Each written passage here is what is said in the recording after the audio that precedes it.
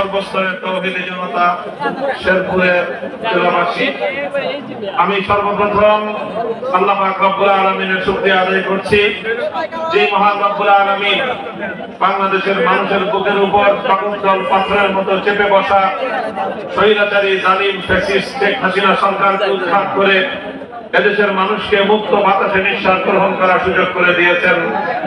আল্লাহুম্মা লাকাল হামদু ওয়া লাকাশ শুকর। সংগ্রামী সাথী ও বন্ধুগণ,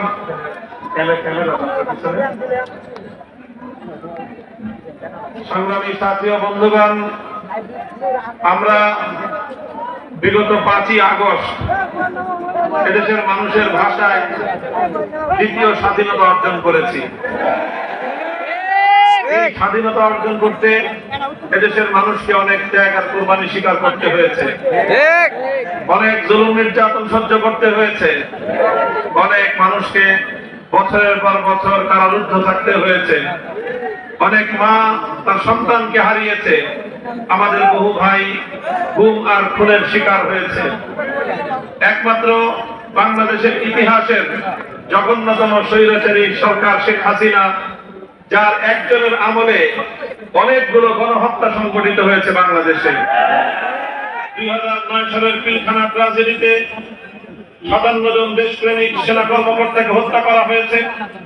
2013 সালে শাপলা চত্বরের ঘুমন্ত নবী প্রেমিক হেফাজতের নেতা কর্মীদেরকে হত্যা করা হয়েছে। 2013 সালে আল্লামা সাঈদী রহমতুল্লাহ আলাইহিকে মিথ্যা বানোয়াট মৃত্যুদণ্ডের রায় দিয়ে কোরআন প্রেমিক তৌহিদি জনতা, কোরআন প্রেমিক জনতা প্রতিবাদ জানাবে পাখির মতো গুলি করে তাদেরকে হত্যা করা হয়েছে। 2014, 15, 16 সালে বিরোধী দলীয় শত শত নেতা কর্মীদেরকে গুম খুন হত্যা করা হয়েছে। 2021 সালে স্বাধীনতার সুবর্ণ জয়ন্তী উদযাপনকালে বাংলাদেশের মাটিতে নরঘাতক মুসলমানদের খুনি নরেন্দ্র মোদীকে এনে বাংলাদেশের মাটি এবং স্বাধীনতার সংগ্রামকে কলঙ্কিত করার ন্যাক্কারজনক সিদ্ধান্তের প্রতিবাদ জানানোর কারণে হেফাজতে ইসলামকে 2021 সালে শেখ হাসিনা সরকার দমন করতে গিয়ে বহু হেফাজতের নেতা কর্মীদেরকে ঠান্ডা মাথায় পাখির মতো গুলি করে হত্যা করেছে।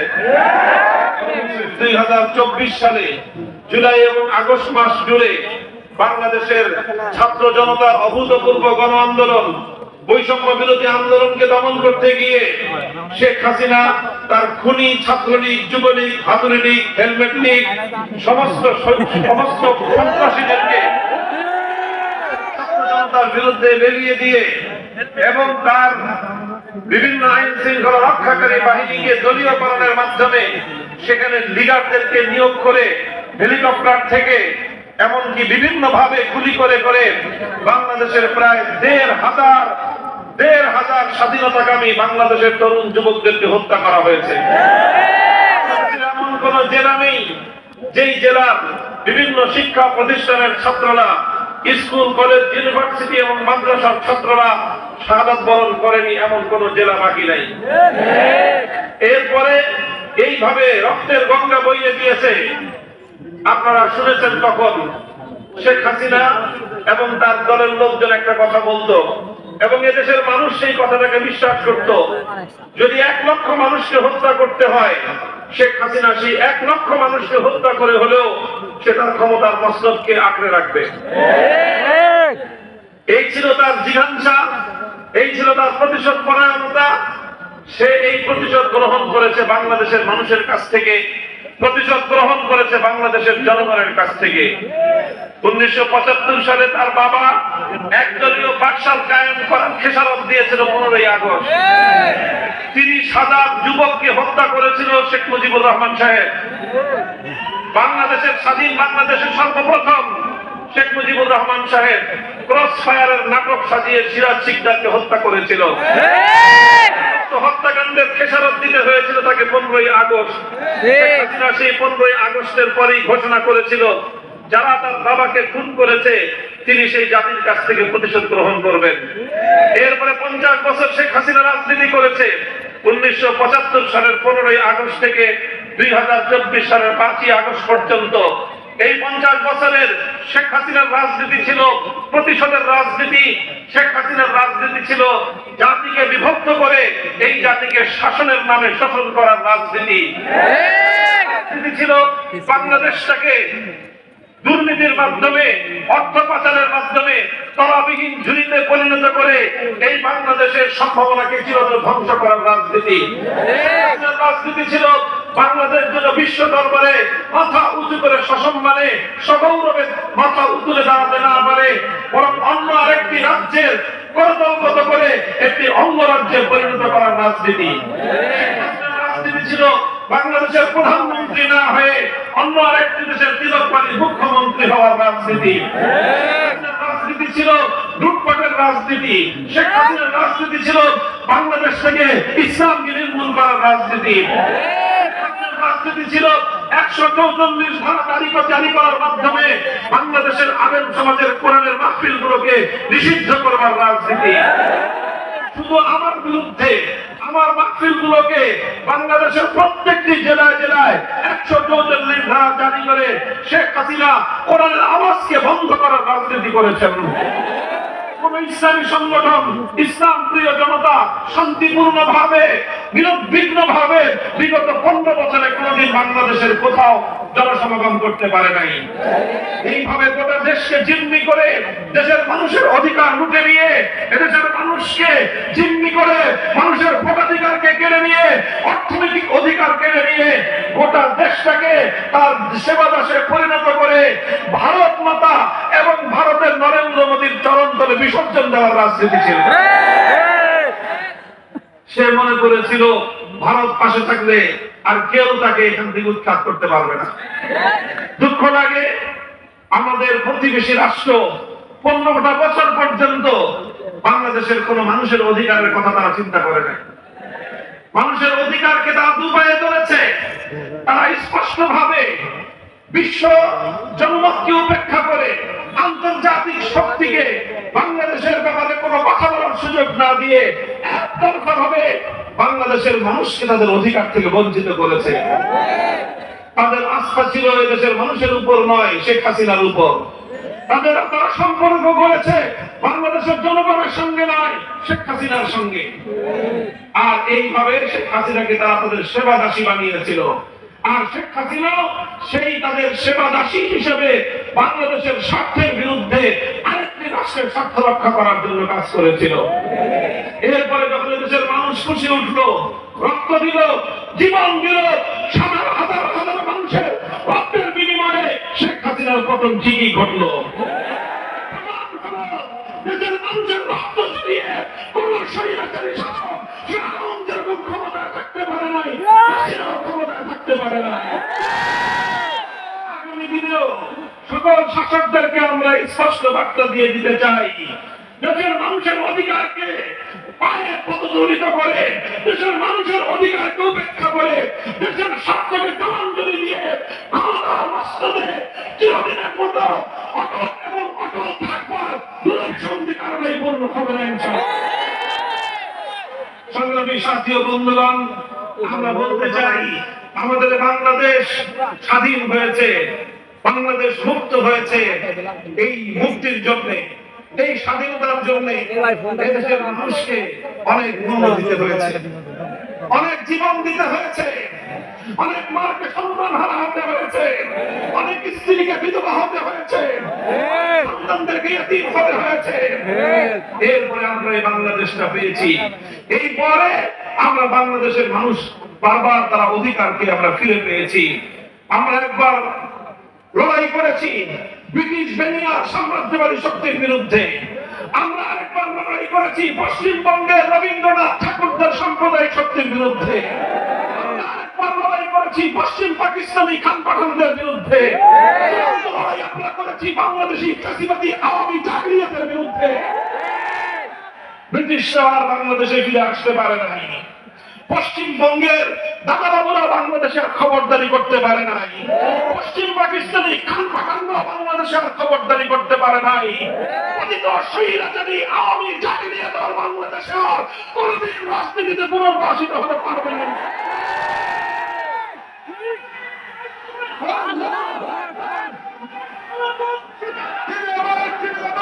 সংগ্রামী সাথী ও বন্ধুগণ, আমি অন্তর্বর্তীকালীন সরকারকে এবং সরকারের উপদেষ্টাদেরকে আমি অত্যন্ত বিনয়ের সাথে সতর্ক করতে চাই, কোনোভাবে কোন অজুহাতে কোন কৌশলে পতিত ফ্যাসিবাদকে, স্বৈরাচারী শেখ হাসিনা এবং তার দর্শকদেরকে বাংলাদেশের রাষ্ট্রে পুনর্বাসিত করবার কোন উদ্যোগে দেশের মানুষ মানবে না।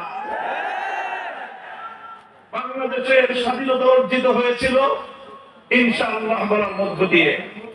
ইনশাআল্লাহ মানে হলো আল্লাহর উপর, মহান আল্লাহ রাব্বুল আলামিনের উপর অবিচল আস্থা এবং বিশ্বাসের মধ্য দিয়ে শুরু হয়েছিল বাংলাদেশের স্বাধীনতার সংগ্রাম।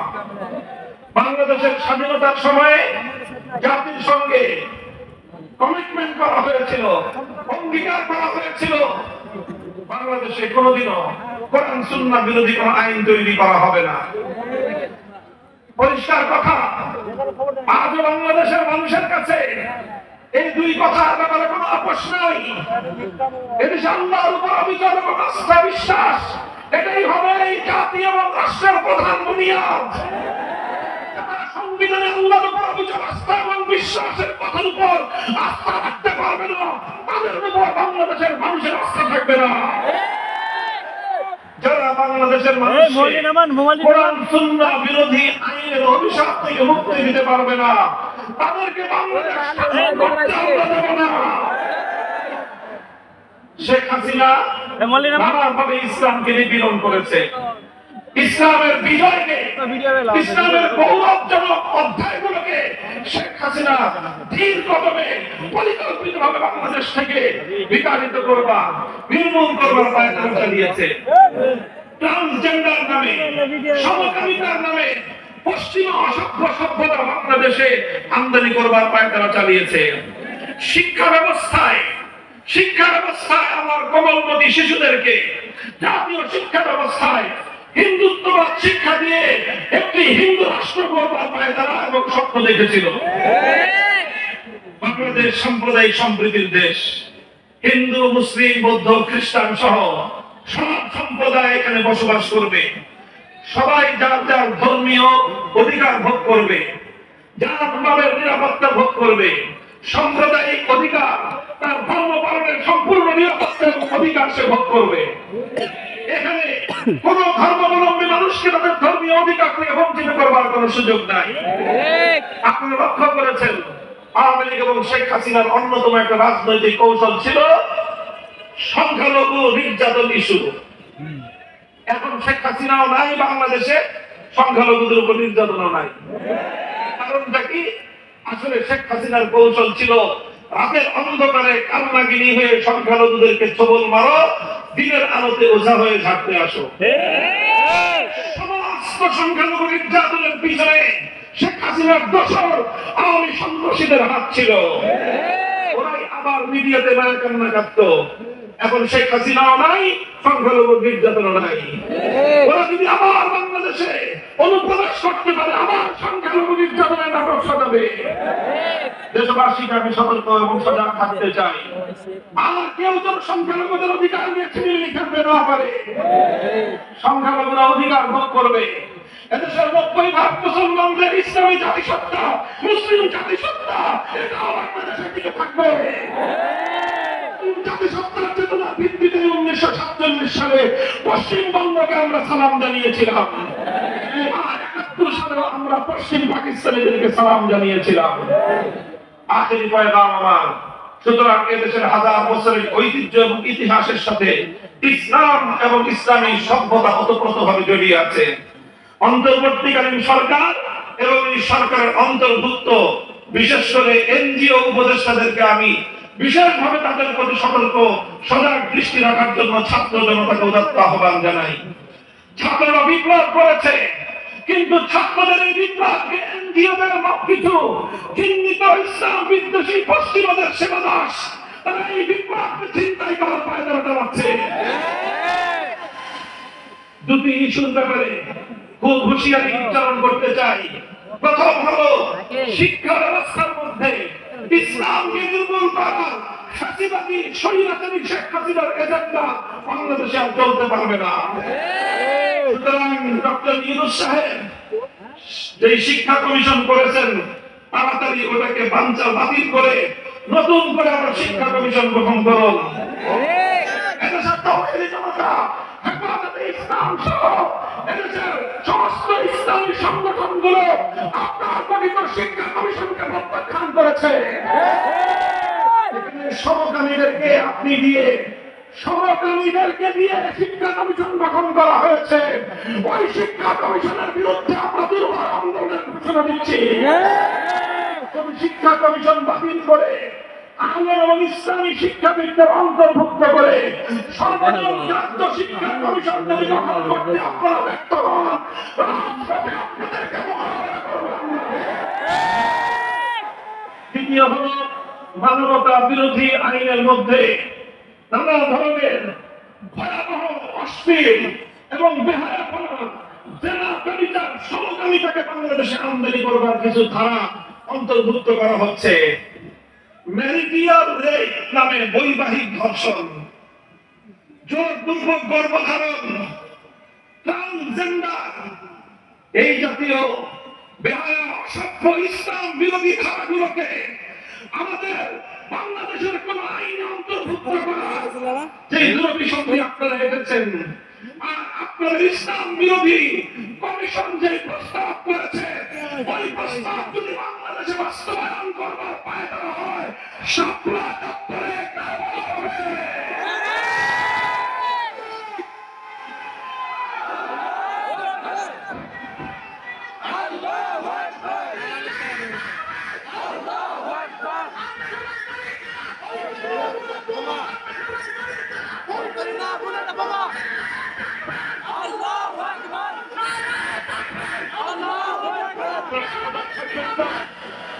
আপনারা সকলে সজাগ থাকবেন তো ইনশাআল্লাহ? ইনশাআল্লাহ বাংলাদেশের প্রতিটি জেলায় জেলায়, থানা এবং ওয়ার্ড পর্যায় পর্যন্ত আপনারা খেলাফতের সৈনিক গড়ে তুলুন। ইনশাআল্লাহ আল্লাহর জমিনে আল্লাহর খেলাফত কায়েম করার মধ্য দিয়ে আমাদের সংগ্রাম মঞ্জিল পর্যন্ত পৌঁছবে। আল্লাহর জমিনে মানব রচিত তন্ত্র দিয়ে মানুষের অধিকার কায়েম হওয়া সম্ভব নয়। আমরা এখন ইসলাম বিরোধী সকল অপতৎপরতাকে মোকাবেলা করতেছি। অচিরেই আমাদের আন্দোলন শুরু হবে। শুধু ইসলাম বিরোধী অপতৎপরতা মোকাবেলা নয়, পূর্ণাঙ্গ ইসলাম এবং শরিয়া ভিত্তিক রাষ্ট্র ব্যবস্থা কায়েম করার আন্দোলন। এই আন্দোলনের সঙ্গে থাকবেন তো ইনশাআল্লাহ? আপনাদের সকলকে কবুল করুন। এই বৃষ্টি বিঘ্নিত প্রতিকূল আবহাওয়াকে উপেক্ষা করে সমাবেশে যোগদান করার জন্য বাংলাদেশ খেলাফত মজলিসের পক্ষ থেকে সকলকে অভিনন্দন জানিয়ে বক্তব্য শেষ করছি।